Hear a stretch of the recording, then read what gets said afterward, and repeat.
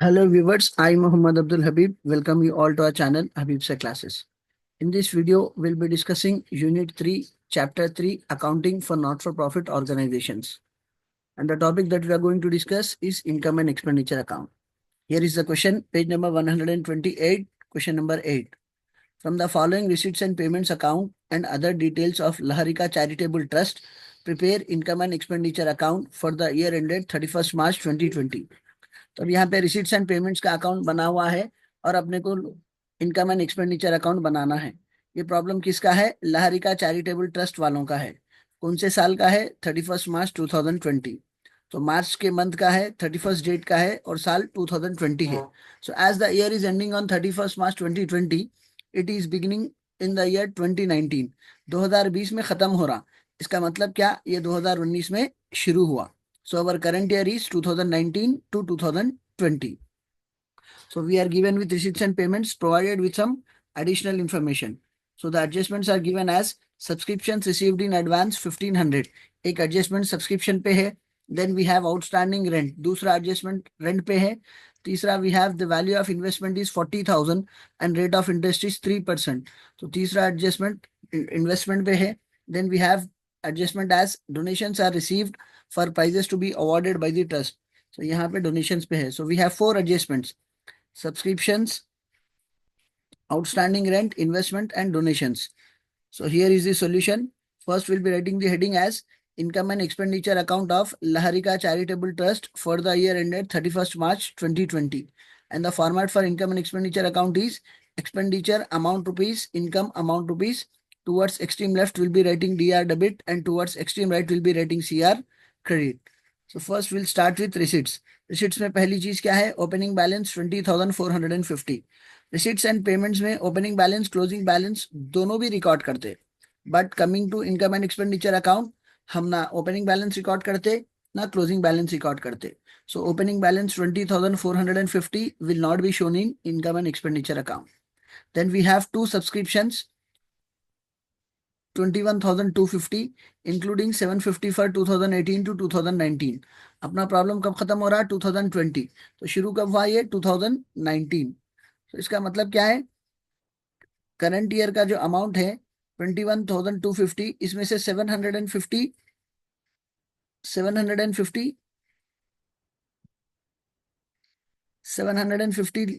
Last month के है, last year के है। So first this subscription will be converted as income by subscriptions 21,250।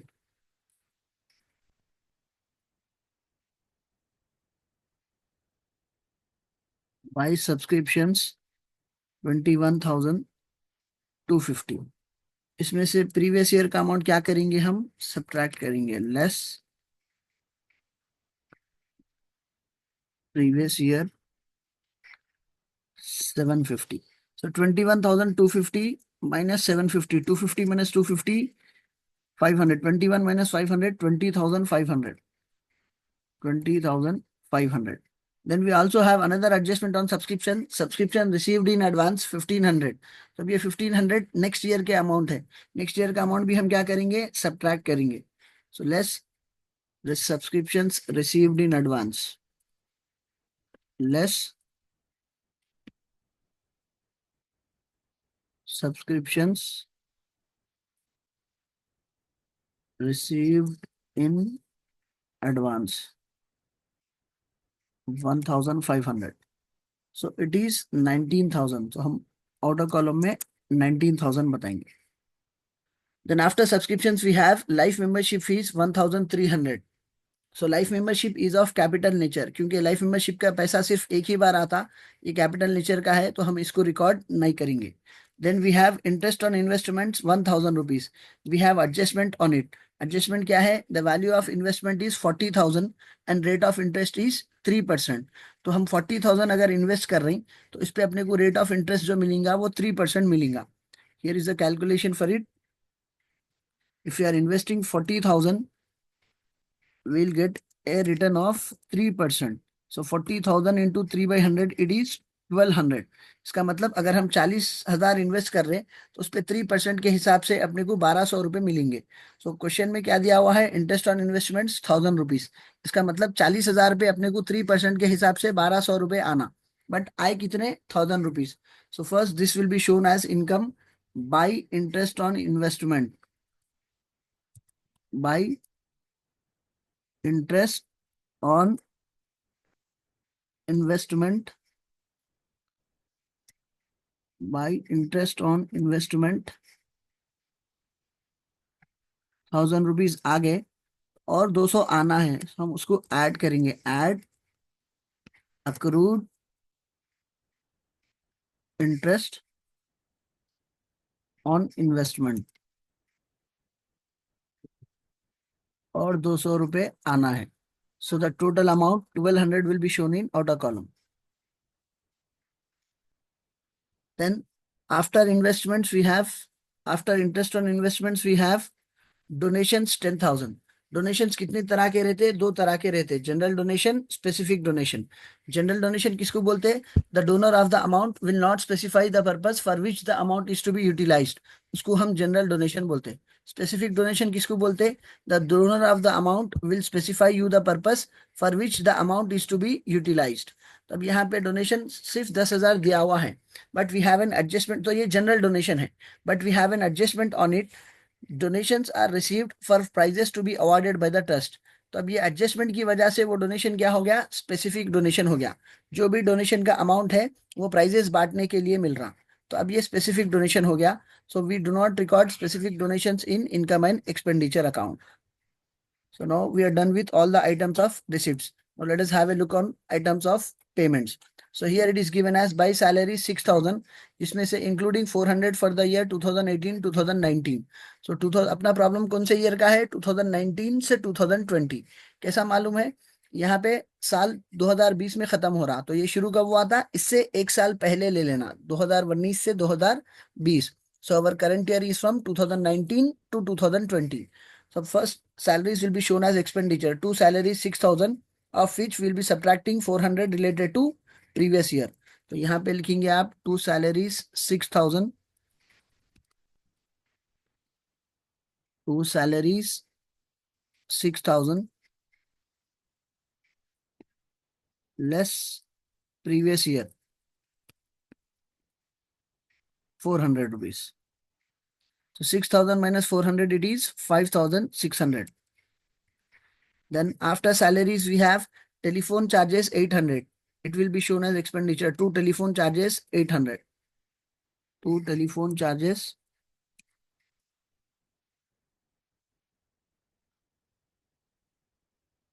800. Then after telephone charges we have printing 600.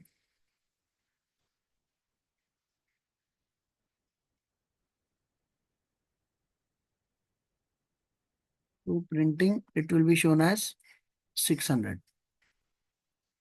Then we have traveling 650. So traveling again it will be shown as expenditure. To traveling 650.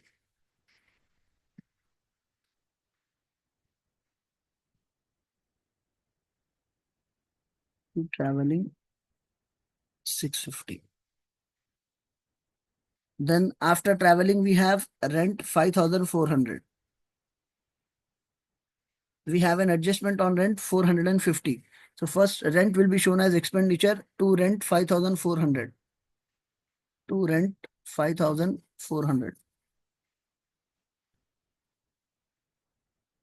To rent 5,400, जिस पे adjustment है outstanding rent, outstanding will always be added, outstanding rent. इसका मतलब हम 5,400 rent पे कर दिए और 450 रेंट पे करना है। Outstanding rent 450, 5,400 plus 450, it becomes 5,850. Then after rent we have books, क्योंकि ये प्रॉब्लम लहरिका चैरिटेबल ट्रस्ट वालों का है, तो ये लोग बुक्स एक ही बार खरीदते हैं, so it is of capital nature, it will not be shown in income and expenditure account. Then after books we have charities 5,000 rupees. तो चैरिटी शायद हम कभी कभार करते, बट ये प्रॉब्लम क्योंकि लहरिका चैरिटेबल ट्रस्ट वालों का है, इन लोगों का रोज का काम है कि चैरिटी करे। So charity it is of revenue nature to them, so it will be shown as expenditure. तो एक्सपेंडिचर में बताएंगे टू चैरिटीज 5,000 रुपीज। तो यहाँ पे एक्सपेंडिचर में बताएंगे to charities 5,000 rupees.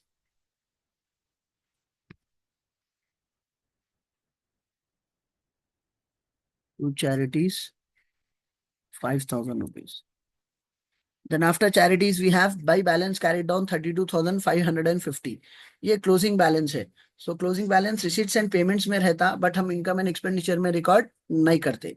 So we are done with all the items of receipts and payments. Let us have a look on the adjustments. Adjustment subscription received in advance, ये subscription में से minus कर दिए। Outstanding rent 450, ये rent में add कर दिए। Value of investment 40,000 का, रेट ऑफ इंटरेस्ट 3%, ये इंटरेस्ट और इन्वेस्टमेंट 1,000 रुपीज पे हम 200 ऐड करके टोटल 1,200 बता दिए। Donations are received for prizes to be awarded by the trust. यहाँ पे ये जो डोनेशन है, यहाँ तक ये जनरल था, क्योंकि इस पे एडजस्टमेंट दिया हुआ है कि जो भी डोनेशन मिल रहा वो प्राइजेस बांटने के लिए मिल रहा, तब ये स्पेसिफिक हो गया। हम इनकम एंड एक्सपेंडिचर में स्पेसिफिक डोनेशन रिकॉर्ड नहीं करते। So we are done with all the items. Now let us balance income and expenditure account. How do we balance? First will be doing the total on income side followed by the total of expenditure. सब income का total देखिए, 19 plus 1 20,000 plus 200 20,200। So the total on income side is 20,200, followed by the total of expenditure. Expenditure में 5 plus 5 10,000, 850 plus 50 900, 10,900 plus 600 11,500, 12,100 12,900, 13,500 18,500। The total on expenditure is side is 18,500। तो total income 20,200 है, total expenditure 18,500 है। तो अब इन दोनों में कौन सा टोटल ज्यादा है? 20,200। So the highest of these two will be recorded on both the sides. 20,200 will be recorded on expenditure side, 20,200 will be recorded on income side. Now subtracting 18,500 from 20,200, 20,000 में से 18,000 निकाल दिए, 2,000, फिर 200 में से 500 नहीं निकाल सकते और 300 का शॉर्टेज आता। 2,000 minus 300 it is 1,700। So our answer is 1,700। तो अपनी जो कमाई है उसमें से हम अगर पूरा खर्चा निकाल भी दिए, तब अपने को 1,700 रुपये बच रहे। It will be shown as to surplus. To surplus brackets में क्या लिखेंगे? excess of income over expenditure. Hope you have understood the topic. See you all in next video. Thank you.